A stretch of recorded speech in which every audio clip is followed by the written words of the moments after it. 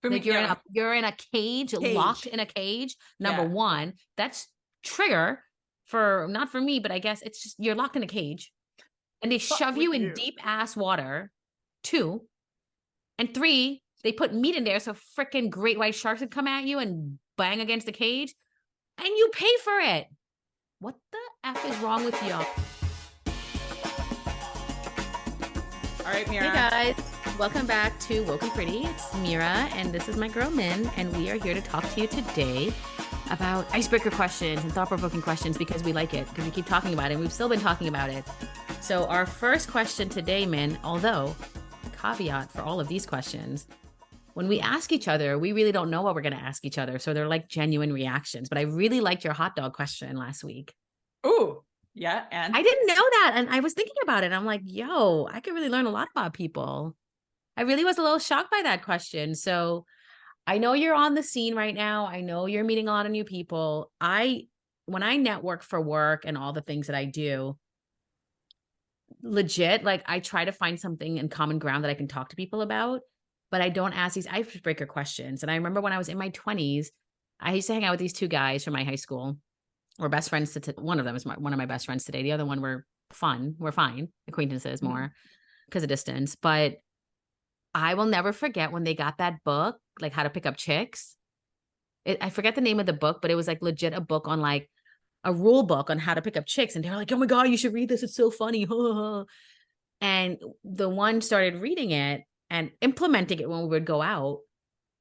And then the other one was like, oh man, let me see that book. And he read it. And they would literally, it was like a sport to them. And they would always get chicks. Now, one of the tactics in that book was insulting the girl first. So they get a reaction because they're like shocked.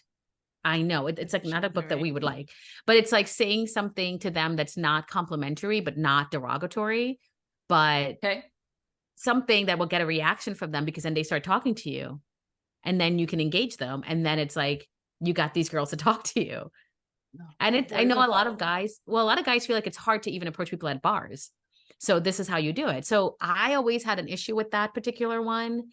And legit, my guy friend, they would be like, look, let me show you. And he, like, without fail, always worked.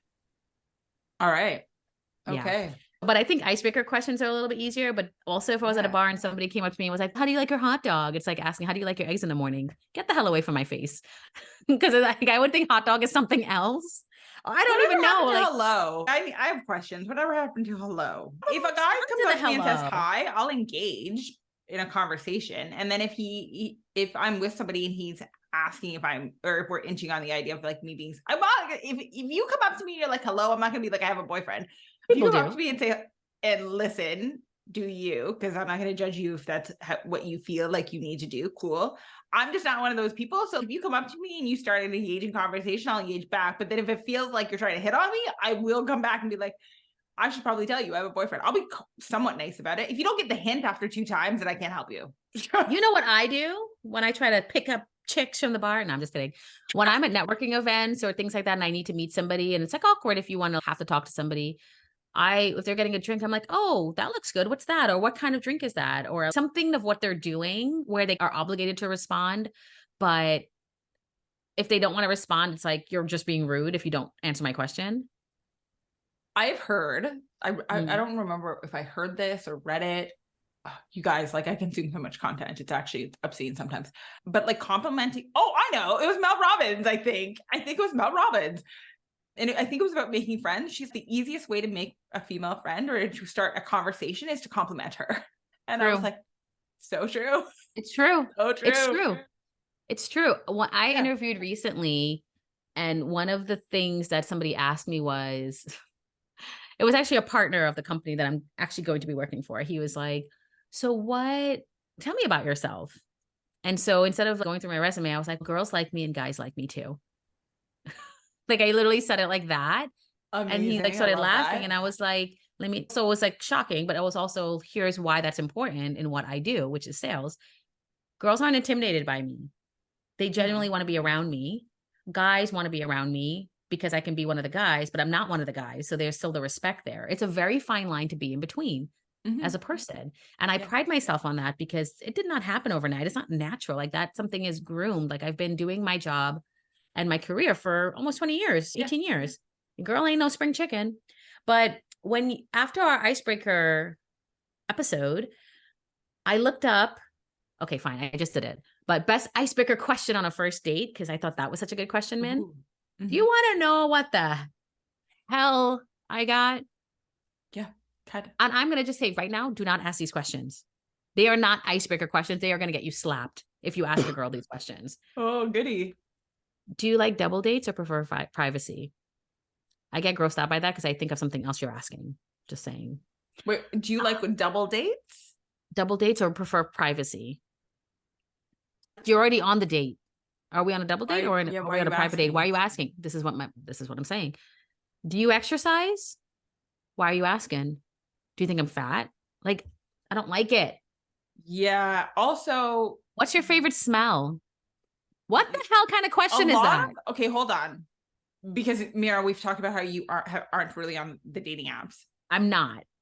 I will tell you, and I don't know how it is for other women, but as a skinny girl, for some reason, they'll ask you that on the dating app. How often do you exercise? But if you were chubby or fat, would they ask you that? They probably would, and then you'd feel a certain way.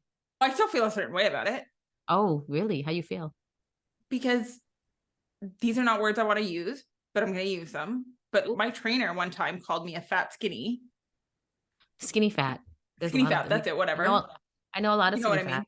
Because at the time, I wasn't really working out. I just have genetics of being tiny. So it triggers me a little bit because I'm just, there are other ways to ask that. Because are you trying to figure out what my lifestyle is like? Yeah. That's what I'm saying. Don't ask these questions on a first date, but this is you won't get slapped. But that particular question comes up in an app often. Let's roam.com. This is one of their questions. They gave you a list of 90 something questions, and I don't like a lot of them. What's your favorite smell? Ugh. Ew. That just makes me grossed out when somebody asks me. If a person who I'm on a first date with asked me that, I would be weirded out. I would. I don't like any. I don't like a lot of these. I like this one. If money wasn't an issue, would you be heavily tattooed? No, I would not. Next question. Do you have any? I don't. I'm too scared. I don't have any either. Don't worry. I feel like that's so rare now, though. My husband has tattoos, and do you want to hear what's funny? He got it when he was 18, and I remember we were with his family. I don't know if we were married at the time, but it was like years that I've known. God, maybe 5 years or something. 5-6 years I've known him. So we were on vacation with his family at their lake house in Michigan, and he was wearing a t-shirt. I'm like, why are you wearing a t-shirt? He said, oh, I don't want my mom to see my tattoo. And I was like, what are you talking about? And he was like, yeah, she doesn't know I have a tattoo. I'm like, you are 30 something years old, sir. It's time. And he was like, no, I'm not going to do it. So years he had covered it up. And then this one particular year he had a tattoo. He had a shirt, and I don't know if it was a different brand. It raised up a little bit. And she was like, Gregory Jack, Abraham Hardin, what is that? And she went to town. Man, he was probably like 36 years old or something. And she was like, when did you get that? And he was just like, a long time ago. And she was like, when? And he was like, I was 18. And she freaked out. Yeah, girl, no, I can't go back home and have a tattoo. Are you kidding? It's hard enough having my mother deal with it. My mother might get over it. She won't like it, but she'll get over it. But my grandmother is 10 times worse. Absolutely. I didn't tell you about the time that I went back home to Thailand. And the week before I left for Thailand, my mom called me from Thailand saying, I know you have blonde highlights. You need to tame those down before leaving Canada. Why? And I was like, no, Mom, Grandma knows I'm a Canadian girl because we don't do that. So I'm like, no, Grandma knows I'm a Canadian girl. I'm telling you right now, go tame down your highlights. Because you're going to stand out too much or something? It's just, she's very traditional. So I'm like, oh, okay, fine. So I go into my hairdresser. Do you have any idea how long we've been working to get that color? She's like, if we do it now, I'll tone it down, but I'm going to tell you, the minute you're in the sun, that color is going to come out. She's like, I give you 2 weeks. Girl, I get off the plane. I'm not even like off the plane grabbing luggage yet. And I see my grandmother and she starts yelling, just yelling because she can see the blonde through my hair, just losing her crap on me. Why would you do that? You're not a white girl. We don't do that in our culture. You have beautiful black. Just go into town. Could you imagine? She will kill me if I come back with a tattoo. I will die. Ooh, you I'm not would. doing it. I think of all my Jewish friends who get the hate where you're not going to be buried in a Jewish cemetery because, you know, they have tattoos. Yeah. You can't do that. I think maybe it's the age. Maybe those are younger questions to ask because it's whatever. But I like questions like, what's your biggest regret? Or when in line, listen, what would you call your most significant achievement? Because I think then you start talking about yourself, what you did to get there. And you really get to know people. So I'd rather questions like that. Or what's your earliest memory is a good one. Yes, I love that. I love that one. But it's also a trigger for me because I don't really want to talk about my earliest memories because sometimes it's not that great. So I'll have to think about a good one. But it still makes me think and I'm like involved in the conversation. Mm-hmm. What's your favorite story about your parent? Like those are safe things. Don't ask a girl if she freaking exercises. Sir. God. I also like to talk about stuff that like there's potential of seeing if we actually are on the same page. One of my favorite questions sometimes to ask is like, where's your favorite place to visit that you've been to? Yeah. And what is next on your bucket list to visit? What if they were like, I don't travel, but I would like to? Then we aren't compatible. I'm out. Oh, I don't travel, but I'd like to. I don't know what that means. That means you're going to have to hold his hand through everything. No. I'm out. No, I can't. No. Aren't we past? I'm 40. Oh, no. I can't hold your hand through traveling. I don't know. Sometimes I know that sounds mean, but I need you to have been a little traveled. Okay. What if I've only been to Mexico? No. Okay, that was my husband when I met him. He's like, but I've traveled. I've been in Mexico. Judgy. That was super judgy of me, but no, I'm sorry. No, because I judged him too. I did. We still ended up together. First of all, I've never been to Mexico, so Mexico, I'm sure, is a very beautiful country. It's different. He wasn't at a resort or anything. He went and spent a month helping out a local community. Oh, okay. Very different. I assumed that he went down to Mexico for spring break. Yeah. And this is the other thing. If you tell me the last couple places or the places that you've been as like Dominican Republic, Jamaica, and Mexico, I'm going to assume you went on the resorts. You didn't learn anything exciting. Yeah. I need to know that you went off the beaten path because when I go back home to Thailand, that's all we do. We're not sitting on a resort. No. So, although you could, there's very beautiful resorts there. There is. It's just not as exciting. Yeah. But you could do both. You could do half and half. Mm-hmm. Yes. I also like being asked or asking them about what their favorite street meat is. Because especially in New York, there's so many vendors that are on the street. But wait, can I tell you something about street meat though? I never had street meat being a New Yorker until I was moving to Australia. I lived in Australia for a time. Yes. And it was like my last night and I was out with my friends and we got really drunk. And I was like, man, my friend was like, I want to get chicken and rice from this cart. And I was like, what? And he was like, this is the same friend I was talking about, one of those pickup guys. He was like, you've never had it over here? And I was like, I've never had street meat. Are you joking? My grandma makes food fresh every day, bro. And when I need food, I'll go get it. So he was like, nah, you can't leave New York without having it, even though we're all New Yorkers. So he made me have it. I was so hammered. I was like, it's the best thing in the world. I can't believe I'm leaving my city. And New York has the best great street meat. Yeah, they really do. They really, truly do. And I've had street meat in Spain after that. Let me tell you something. When you're drunk, you don't care. I was like, what am I eating? But I still ate it because I'm stupid. Because they'd be having like the Chinese food street meat back in the day. I don't know if they still do. And I was like, I don't know what this kind of meat is with this white rice, but listen, 98% of the food in Thailand is like street meat.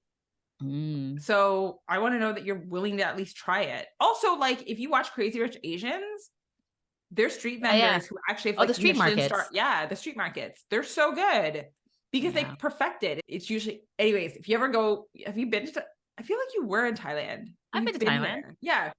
And to anyone who goes to visit Thailand, you know what my best advice I'm going to give you is anytime you want to try a dish in Thailand at a street market, find a lady who's old enough to be your grandmother, potentially older. She has perfected that recipe. It's true. Perfected. So you want to buy from her because she will have mastered it. Yeah. And it's pure muscle memory. She probably got up at 4 a.m. to make it for you. Ooh, I can't. Oh, I should go to Thailand with you. Yeah. I haven't been there in a long time. I did like the whole thing. I remember my Asia trip.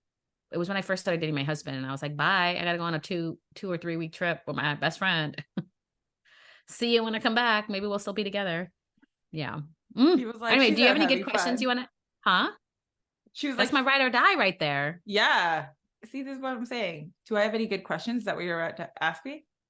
Oh, I like these questions. Chocolate or vanilla? Oh, chocolate. But sometimes vanilla because I got allergic to chocolate when I was a kid for many decades. And then I became a vanilla fan. But now I can eat chocolate again. So it's okay. I could not imagine being allergic to chocolate. My heart. It's sad. Yeah, I It's used to get in sad. trouble because I used to lie about it, but my face used to swell up and they'd be like, "We know you're lying. You have hives and your face is swollen." And so after I got older, I realized I can't do that. But when I became in my 20s, like I would take bites of chocolate, but if it was like super rich chocolate, if it's like real cocoa and real chocolate and stuff, it was really hard. And I couldn't take more than like a bite. Mhm. But then eventually I built up a tolerance. So I can have like chocolate ice cream now, but I can't have a piece of chocolate cake, like a big piece of chocolate cake or Oreos. I can't do like maybe one. So I've gotten to learn. I used to think vanilla was no flavor, but vanilla is complex and it's It is flavored. complex. All right, let's do a rapid fire with you, Meera. Fire questions. Okay. Let's go. Spotify or Apple Music? Spotify. But by the way, you can get us on both because we are It's true. agnostic. Dunkin's or Starbucks? Neither. Neither. Probably Starbucks. Yeah. I like Fair. the Starbucks, the things in a can, like the Oh yeah. double shots. I don't like Oh, the triple so shot good. ones, but the double No shots. shots. So When my good. husband wants to make nice with me, he buys it and puts it in the fridge for me. He's like, "Oh, I got you something." Like, yeah, thank you. Meanwhile, that was in the fridge this morning, two of them. But one's a triple shot, one's a double shot, and I bet you he can remember which one I liked, but I don't care. I didn't correct him. I was like, "Fine, thank you." Winter or summer? Summer. Yeah. Come Iced on, what coffee you or doing? hot coffee? Hot. Plays or Even in the musical? summer. Even Oh in the yeah, summer. I'm with you. I'm totally with I you. like iced coffee once in a while, but like in the morning, give me my hot coffee. I agree. Plays or musical? Ew, there's a different. Oh, musicals. I don't want to go see a play without any music. Come on. Broadway, guys. I'm a New Yorker. Are you kidding me? I've been going to Broadway plays since I was 14 years old. Don't come at me. I've probably seen it. Soft shell or hard shell taco? Soft. Safari Otherwise, or it's a Chrome? nacho. Oh, Otherwise, it's a oh yeah. nacho. Yeah, I agree. Chrome or Safari? Safari. Nice. Yeah, Safari. Oh, are we simpatico? Yep. Yep. Window seat or aisle seat? Ooh, I used to be a window girl, but now I'm an aisle girl.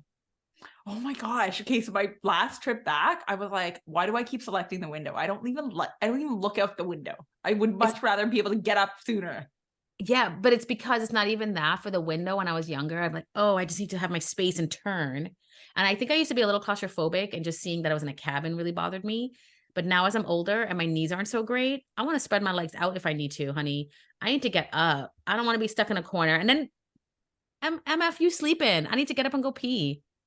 And I Yeah. never usually pee when I'm in the plane and stuff, but like the few times that I did, I'm like sitting there like a loser waiting for them to wake up. I'm not rude like that. So I was like, I can't do this life when I'm older.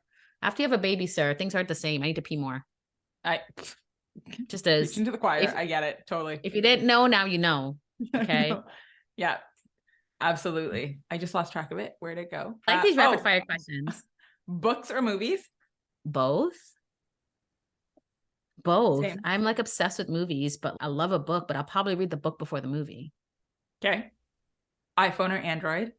iPhone. I tried Android and I realized because I was trained on an iPhone, it's hard to do the Android. And I kept finding the flaws with the Android that I had. And it was really difficult. So I went back to iPhone and immediately I was like, I'm home. And I was like, I can never not use an iPhone. I know. I like it. I like it a lot. So yeah. This is a moot point now, but Apple or PC? Okay. So I was Apple for a really long time and I still am, but there was a blip where I ended up going to the Microsoft store because there was one close to my house. And I was like, let me try this Surface. And I bought a Surface laptop. It was the most beautiful, best laptop I've ever had. Legit, still is. And when I decided to go and buy a new computer, I wanted like a little desktop. So I bought a Mac and I love it. But I'm like cringing because I don't want to buy a Mac laptop. Even though I have older ones, but it's not the same. I really love my PC so much. I love the feel of it. I love how it moved. I loved everything about it, but it's like you have to pick a side. Yeah. So I cheated for a while, and I really enjoyed the cheating, but ultimately I came back to Apple. I don't know. Yeah, I get it. I'm Apple for sure. There's no way. It's just so seamless. I do something on here, or you send me a photo, I can see it right away on my computer, that kind of stuff. I think you could do that now with Microsoft, but like I'm not doing regular PCs, it's a Microsoft PC, so it's different. But the thing is, like, I didn't have an Android, so with the phone and everything, I never used to do a lot of stuff on my phone until I had my kid. It would just be a source of me having a phone and texting. But now that I have a kid and I have so many more pictures and videos and memory, I had to upgrade the memory and all that stuff. I got a nicer phone before I had them. It does make it a lot easier, especially since I'm an entrepreneur like you. Like, it's so much easier to just manage your life while you're sitting at your computer. So I'm an Apple person. Absolutely. Yeah. Agreed. Absolutely. Roller coasters or water slides? Ew, none. Oh. I used to be water slide girl, but now I realize I just really hate that feeling of free falling and fear. That excitement that people get when they're at the top about to go down. It's like all like fun to be scared. I love that excitement. I don't think that. I think, why would I put myself in this dangerous situation? Get me out of here. It was not worth the wait. I do not. Okay. So in Ottawa, close to Ottawa, there's a water park that they've put in called Calypso. And in that water park, there is a water slide that you literally like step into, and the floor opens up underneath you and you fall in. Sir, no, ma'am, no. And you're not at a 90-degree angle. You're more like it's tilted back. I'm gonna say like it's more like a 75-degree angle. Maybe not even that. Maybe it's like more like an 80. Anyways, I went there with a girl. We did a girls' day there, and I remember telling my girlfriend that there's no way I would ride it. The thought of something opening up underneath my feet is terrifying. I'll do all the other rides. I'm a huge. Was this a ride, or you have to like? It's a slide that you slide down. It's a slide. Yeah, it's a slide. You slide down. So she's like, I'll do it if you do it. And I was like, okay. So we get up there, and I'm already like losing my crap in my mind, because I'm like, just go to your happy place. You can do this. You know that once it's done, you're going to feel so much better. And I probably wanted to be like, this is stepping out of your comfort zone. No. Anyways, there's one that leans back a little more than the other one. So I was really hoping, and they split you at the top into whichever one is available. So I'm praying to the gods that it's the one that I lean back just a little bit more. And it isn't. So I get into this slide thing, and they shut the door on you. So like you get in and they slam a door shut. Nope. Nope. For that reason, I'm out. So and then you're like basically like dying there, feeling you're like lost. And I'm looking at my girlfriend, and she's no girl. And I was like, you were the one who wanted this ride. I'm like, what the hell? So I get in there, and I'm like, it's fine. I'm fine. So I was lying there, and I'm like, it's okay, just go to your happy place mid. Everything's gonna be fine. My girlfriend and the guy bang on the glass.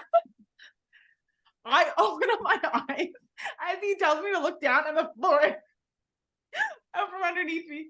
I tell you, I've never been so scared in my entire life. I'm laughing about it now because I think it's funny. Did you do it? I was terrified. Well, I got through, but then there's this huge loop that you go through, and I couldn't even make it through the loop. I was so upset. Anyways, I did half the slide. No, thank you. No, thank you. I used to do Tough Mudders. You know what a Tough Mudder is?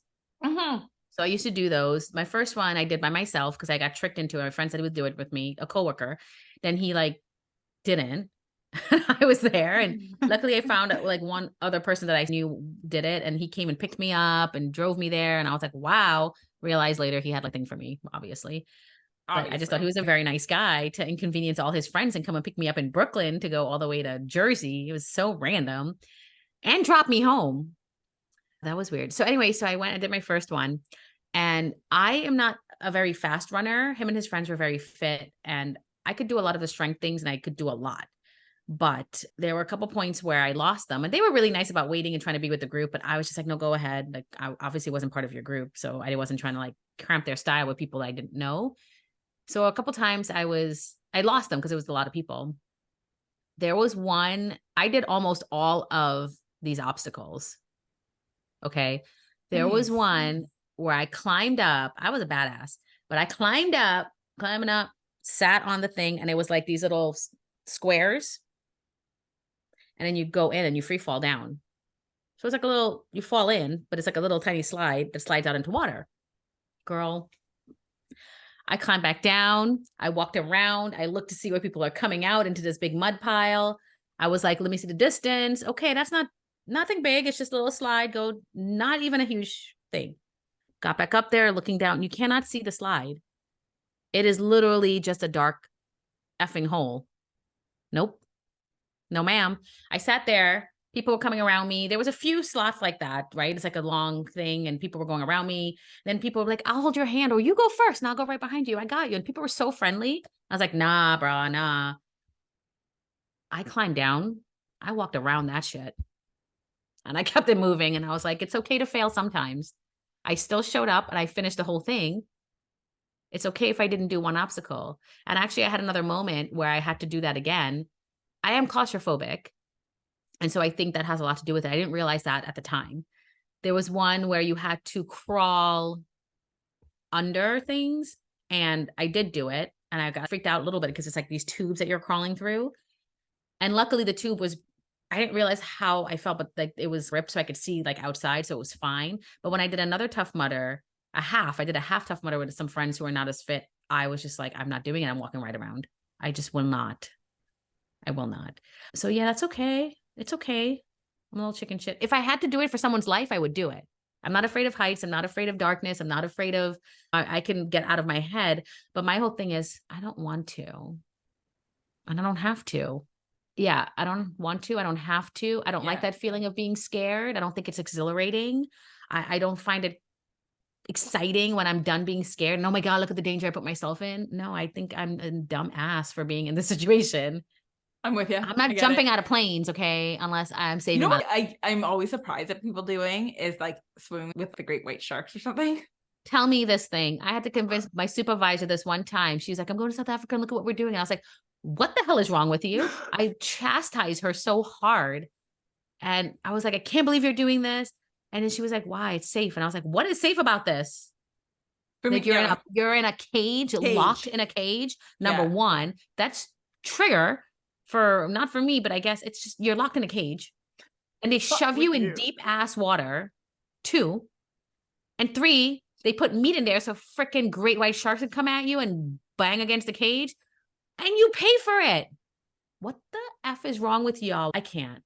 I'm not doing it. I will never. She said she didn't do it. It makes no sense to me. I don't understand it. But there is, I want to say somewhere in Bermuda. Okay, I don't know where, guys. I won't lie to you. I don't know where. I'm going to be in Bermuda next slide. There's a slide that you slide through and you get like sharks and stuff like swimming around, but it's a glass slide. And I was like, nope. No. Absolutely not. No. When I was in Dominican Republic one time, I swam with sharks, but they were like whatever sharks. They were like little itty bitty sharks. The baby sharks? Baby shark, they don't do nothing. They're not great white sharks. And let me tell you something. I was like, oh, okay, it's not so bad. One day came next to me. I'm like, no, don't come next to me. I'll swim with you, but don't come near me. When I had to touch like the manta rays and all that stuff, I don't like touching it. I don't want to touch sea life. I don't want to do it. I don't want to do it. I don't want to touch you. I'm with you. No. It's not for me. And that is okay. That is okay. Yep. Anyway, these are really great questions. I feel like I learned a lot about you and you learned a lot about me. Yep. Thanks for the date, guys. Join us again for another episode of Woke and Pretty. We love coming at you. So hopefully, if you have any thoughts, if you have any questions, make sure you fill it in. If you're on Spotify, it has the poll right there. I'd love to hear your thoughts and questions. And of course, rate us. Let us know how we're doing. And follow us on Woke Pretty Podcast on social media. We'll talk to you soon. Awesome. Bye, guys. Bye. Remember, you're the heartbeat of our podcast. Your support, your comments, and your enthusiasm keeps us fired up and ready to bring you more pop culture goodness each week. If you enjoyed today's episode, don't forget to hit that subscribe button so you never miss a moment of action. Connect with us on social media at Woke and Pretty Podcast on Instagram, YouTube, and TikTok. We're always thrilled to chat with fellow pop culture enthusiasts. Until next time, keep riding those pop culture waves. Stay in the know with current events, and most importantly, keep embracing your woke and pretty self.